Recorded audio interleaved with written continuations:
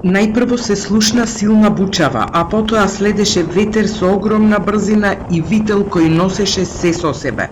Вака раскажуваат жителите од битолското село Живојно, кои деновиве за прв пат се соочија со торнадо. Во дел од селото сликите се застрашувачки, разурнати објекти, однесени покриви, ламарини и герамиди насекаде, а штети има на земјоделската механизација и на автомобилите. Делови од битолското село Живојно, кое беше зафатено од првото торнадо кај нас, изгледаат како урнатини после земјотрес. Жителите раскажуваат дека невремето траело кратко, но било страотно. Повозрастните жители велат не паметат вакво невреме. Ја куќата ми ја откри цела. Сега ќе видите од таа страна. Гермиди, вода течеше, натресе зеда врни. Од дома гледаме гермиди летат ко книги. Вие ламарини, кој каде? Ете, ставата трвото што ви беше тука, од куќата нешто имам, дефе ги тоа. Од кај комшијата, ете, ово и кај мене падна. За среќа, нема повредени ниту жртви. Некои од мештаните кои се затекнаа надвор велат едва спасија жива глава. Едно време само се стемна ветришта, јас само се фатив за цевката и се собрав, реков да ме падне ништо да ме мотепа.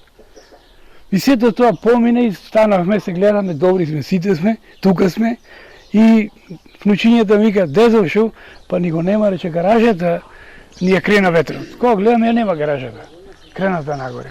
После ми вика, абе на комшијата и мене го га нема. Други пак велат дека звукот кој претходеше на ова торнадо беше предупредување да влезат дома.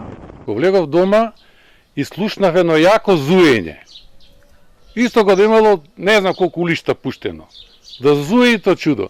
И тоа беше, дали имаше 10-15 секунди. Кој излегов надвор, кој видов, тоа беше чудо. Познавачите потврдуваат дека ова е првото торнадо во Македонија, со ветер од околу 100 км на час.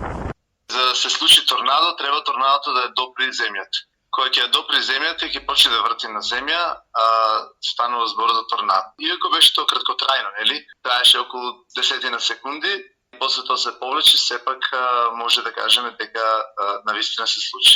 Обично се појавува во овој период од годината, значи кога имаме силни продори на ненадени продори на студени воздушни маси од север и сомешањето со топлите воздушни маси овде дојде до сформирање на такви вртлози.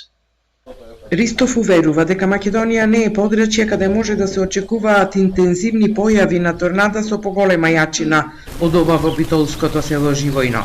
Таму пак жителите ги чекаат за увид општинските комисии за штети и бараат обештетување од државата.